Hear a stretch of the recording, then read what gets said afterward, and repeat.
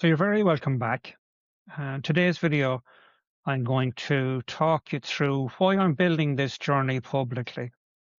Um, just to be very clear, this channel is not going to be about every session about the picture in the dark, the struggles, the pitfalls. It's going to try and explain things that really do matter. It's going to try and give you the mind behind what's happening rather than generally what is happening. There'll be no videos of guys in the rain, snow, sleet, horizontal rain, trying to build excitement. What it will do is it'll demystify as much as possible the sport, particularly the SH2 category. It's the parachuting under World Shooting Parasports. That's what it's going to be about. So if you're looking at daily updates, constant access, me poring over the camera talking about the struggles, that I'm not that guy anyway. But what I would like to do is give some insights that can help somebody who's coming after, and also potential partners, sponsors that I'll come across along the way, that it's something concrete, something tangible. Um, and that's the position I have, and hopefully through the video I'll explain that position a little bit more. So it's not a vlog, a video log for anybody who doesn't know what a vlog is. I didn't know what that was either until I looked it up. And it's not a daily training diary either, because that would probably be so boring that people would just disengage.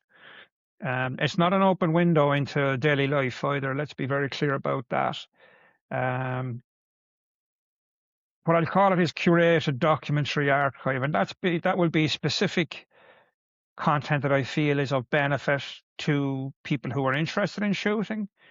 Actually, I'll just leave it at that. People who are interested in shooting, and that could be from a competitor's perspective, an audience perspective, of interest, or a partner sponsor.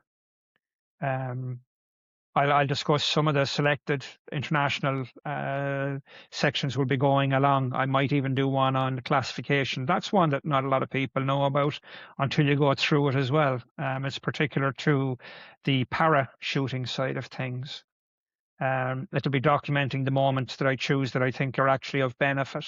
There'll be no overcoming adversity. There'll be no am I great type stuff. That wouldn't be me as a human, and I'm not about to just throw all that stuff out. It's not necessary. I have we'll call it a few challenges. I hate to use the word disability. I have a few challenges, but that's not what this is about. This is about a sport I love, the mind behind the sport, and generally the mind behind how I approach things in life. The work is the program, so we'll discuss some of that, and I'll be documenting some of the moments of that work that can be relatable, can be reused, and can be understood. I'm probably going to cover, there are four reasons for me that this type of a video actually matters, and the way I look at it. So selective documentation or footage, it's going to be more relevant and a higher standard. Because literally, I mean, if all I want to do is create content, it's boring as hell. It serves no purpose other than to fill up a big space in the internet, and that's not what I'm about. I would be about reducing noise rather than creating noise. Therefore, it would be the polar opposite of what I believe in. I'd like to choose what I film about, not just to film. Because that leads into the discipline side of things again. I'm not about making noise in what I do in shooting, what I do in life, how I've done project management, infrastructure management. Anything that's here is here because it's earned its place based on how I think it's going to help people either understand or take part in the sport or get behind it. That way the work is the work rather than filming work based on people wanting someone to see a film rather than the work or the not even effort, but I suppose the process. Training goes on whether there's a camera present or not. That's what I'm about. I'm about training. I'm about the process. Um, I don't see any point in documenting that other than documenting the mind behind the process. That potentially could be of benefit to someone out there. Um, Third reason I'd be looking at, um, one that I can curate and pick. It's far better than a day-to-day one because it shows significant stages rather than you trying to figure out in the middle of things which of this makes sense. The topics I've picked, they're defined topics and there's a reason behind them, and it imparts relevant information again rather than just noise, which I'm not about.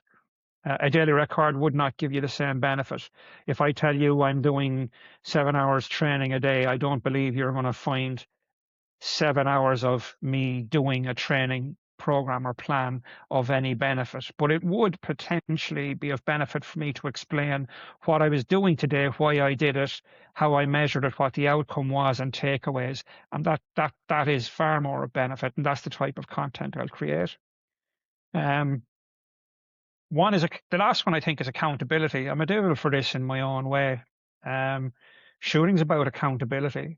There is only one person on that firing line. There is only one person behind the trigger. There is only one person behind the sight. I own 100% of every shot. I also own 100% of every element of the process that I build around the shot. You make that public, it's accountable. You can't hide from it. And I'm no doubt there's going to be interest on the what went well, what didn't go well, because everybody out there, what is it they say about golf? Every golf shot satisfies someone.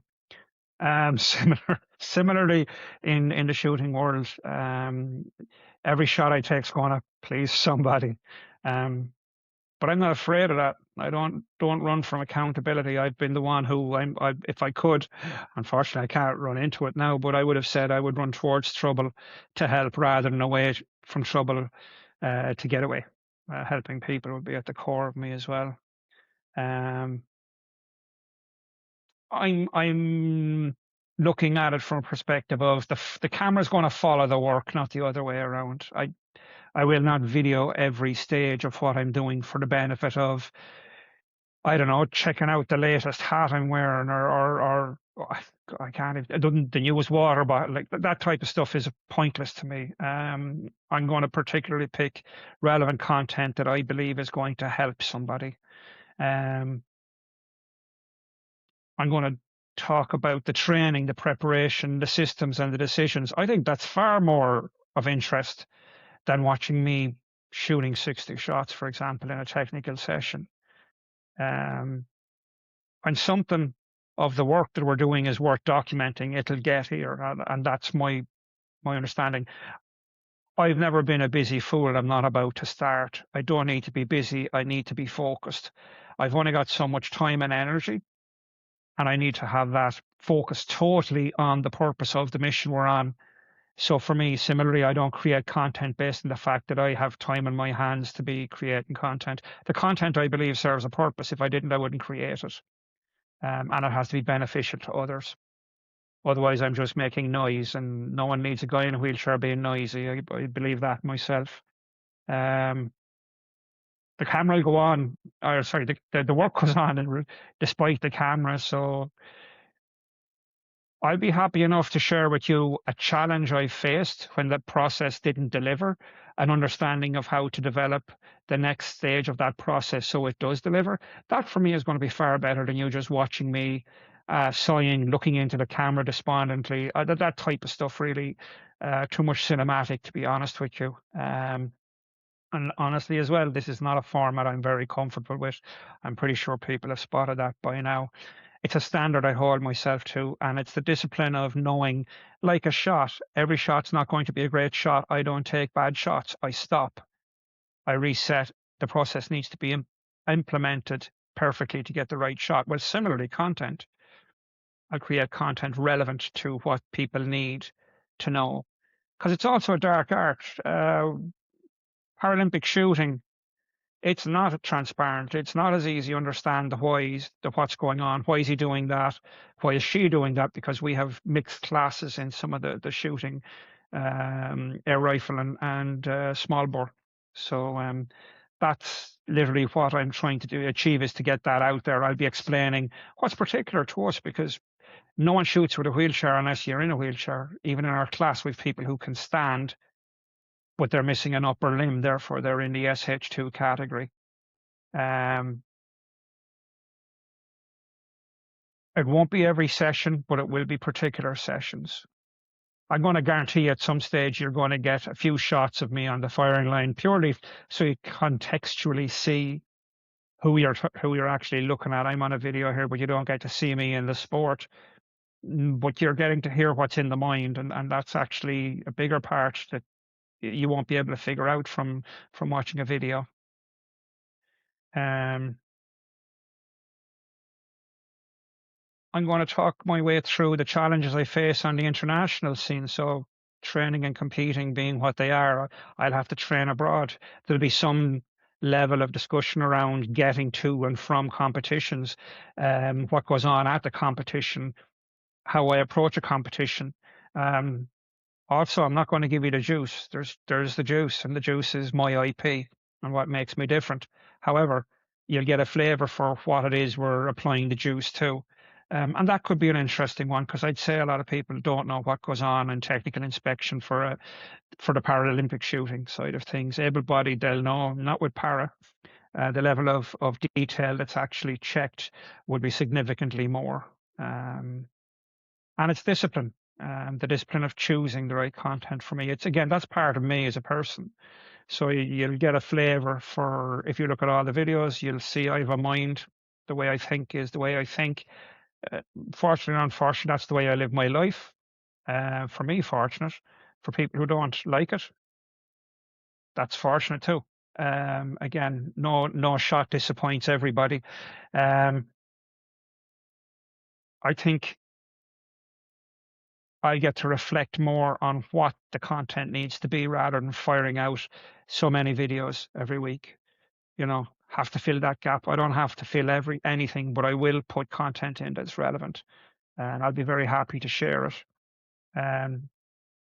Most of the training couldn't be put into this channel. You'd need a separate one. Plus, I'd need a video team, because, to be honest, when I go training, I don't need the distraction of someone taking a photograph or me taking a photograph of me setting it up. That just, the mind boggles there. So there'll be very few, but I'll ask someone if they'll take a few shots, so you get to see me in the natural shooting position with the rifle and the gear, so you can see. And I'm happy enough too, by the way, to share the scores. There's no secrets. I mean, where do you hide from the truth? I do shoot bad shots. There's a reality for you. Now, I shoot good ones as well, but if I'm going to own 100% of the accountability, then you get to see the bad ones with the good ones. I'm hoping there's going to be fewer of the bad ones than there are the good ones, but we'll see how that works out. My focus on content, by the way, is what purpose does it serve? Similar to my training, what purpose does it serve? Similar to the way I approach project management, what does a task serve? That's the way I think about things. So content will be created based on the fact it serves a purpose. The purpose will be, how does it help my community to understand the sport more? That's literally it. That's just the way I think. And again, that's probably going to come out in this video a bit. Also, probably going to come out in a few other videos, the ones before and definitely the ones after. If there's no benefit, then we don't do it. Why? Because I'm busy and you're busy. So we don't need me to be going around creating content for the sake of, I don't know. I've never been one of the like people. If you like it, you like it. If you don't, you don't. I don't think anyone should be forced to endure content. I think it should be something that they choose because there's a benefit in it. That's the way I run the channel. That's the way I run shooting training. That's the way I've run projects. I'm not about the noise. I'm about simplifying. And creativity of this nature is not something I'm very good with, by the way. You may or may not have followed that. I'd be happier with 1,000 lines of code than I would in trying to articulate something on a video. I was once told I have a face for radio, and I believe that. So if you can understand how awkward that makes me feel, and yet I go and do it because it does serve a purpose. So that's literally the way I look at all this. Again, if you'd like to stay with me on this, please do.